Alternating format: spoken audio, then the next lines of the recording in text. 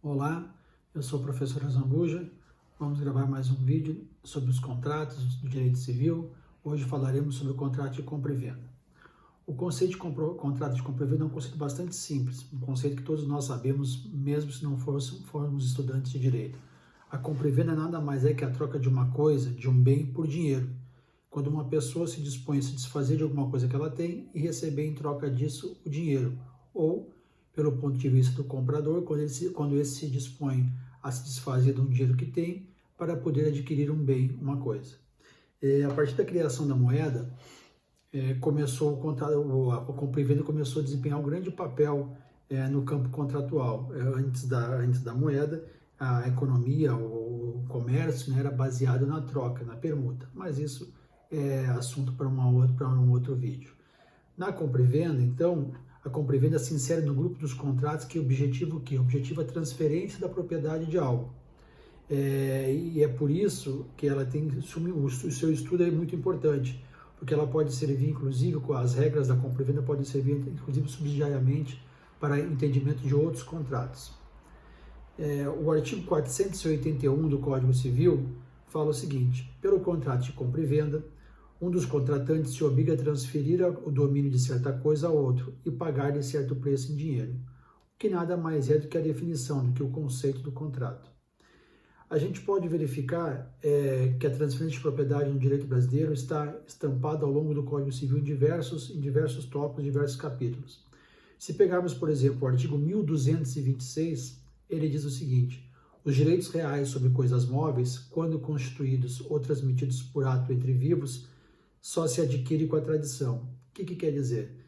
Se eu estiver transferindo uma coisa móvel por ato entre vivo, ou seja, essa transferência não ocorrer em função do testamento ou de uma associação, essa transferência ela vai ocorrer no momento da tradição. Então, no momento que uma pessoa entrega a coisa a outra pessoa, entrega um bem móvel a outro, no intuito de transferir a propriedade, naquele momento ela troca de dono.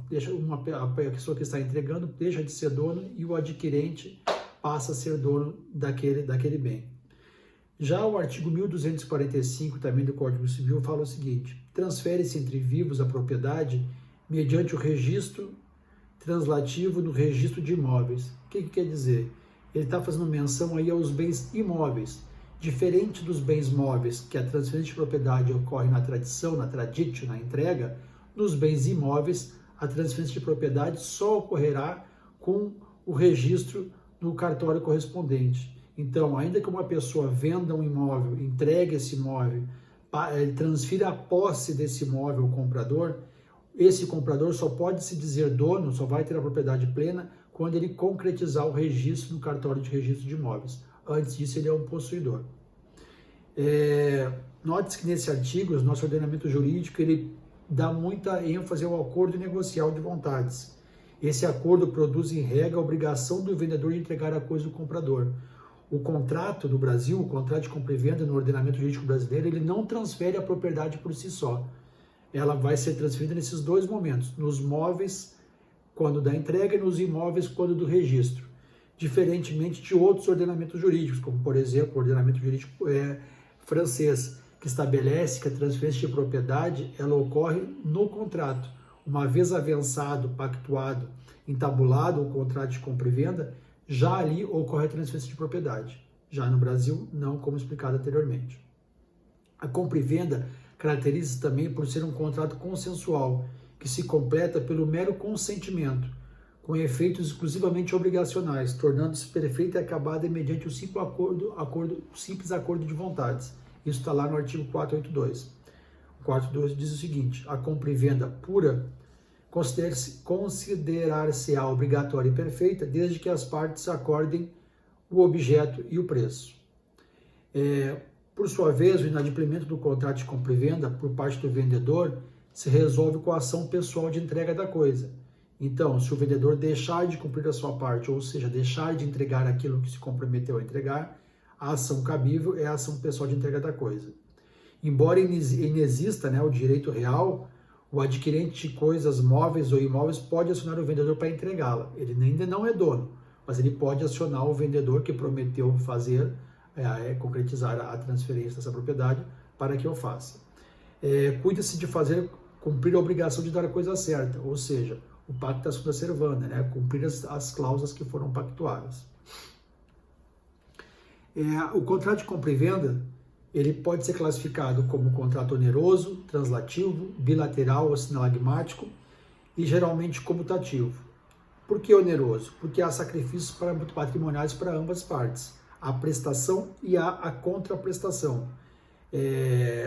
Para o comprador, nasce o direito de receber a coisa, para o vendedor, nasce o direito de obter a soma em dinheiro, ou seja, o preço. Então, existe interesse e utilidade jurídica para ambos os contratantes. O contrato de compra e venda ele é translativo, né? Porque o principal objetivo dele justamente é esse, é transferir a propriedade. A propriedade imóvel se transfere pela tradição, pela entrega, e a propriedade imóvel pelo registro no cartório de registro de imóveis.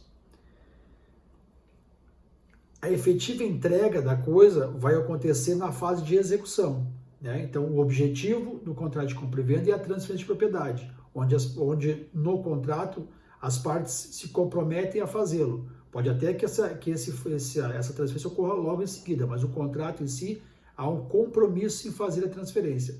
Já a transferência em si ocorre na fase de execução do contrato. Esse contrato também é bilateral ou sinalagmático, porque há direitos e deveres proporcionais entre as partes, de prestações correspectivas. Cada parte assume, respectivamente, as suas obrigações. O comprador, de pagar o preço e receber a coisa. Já o vendedor, de receber o preço, né, e entregar a coisa. O contrato é também comutativo. Geralmente, no momento da sua conclusão, as partes já conhecem o conteúdo da sua prestação. Em regra, as partes antevêm as prestações que devem cumprir. Pode até se admitir a compra e venda aleatória, está previsto na legislação, no artigo 458 ao 4001 do Código Civil. E ela ocorre quando uma das partes não pode conhecer de início o conteúdo total da sua prestação, o que não suprime os fundamentos básicos do negócio. Por exemplo, numa compra e venda de uma safra, o comprador compra toda a produção da safra de soja do vendedor que ele vai conseguir colher até uma data especificada na fazenda de nome tal.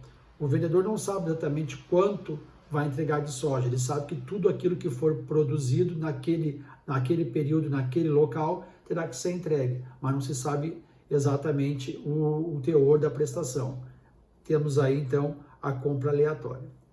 Com isso, encerramos a classificação dos contratos de compra e venda. No próximo vídeo, falaremos sobre os elementos constitutivos desse contrato. Acompanhe a nossa página do YouTube Professor Azambuja.